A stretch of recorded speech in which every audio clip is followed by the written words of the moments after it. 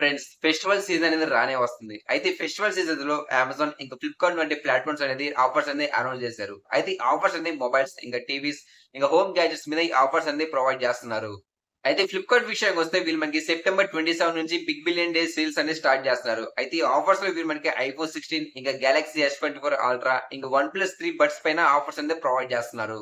ఇంకా Amazon platform విషయానికొస్తే వీళ్ళు మనకి ఐఫోన్, ఇంకా సామ్‌సంగ్, ఇంకా వన్ ప్లస్ వంటి మొబైల్స్ పైన వీళ్ళు మనకి 45% వరకు డిస్కౌంట్ అనేది ప్రొవైడ్ చేస్తున్నారు.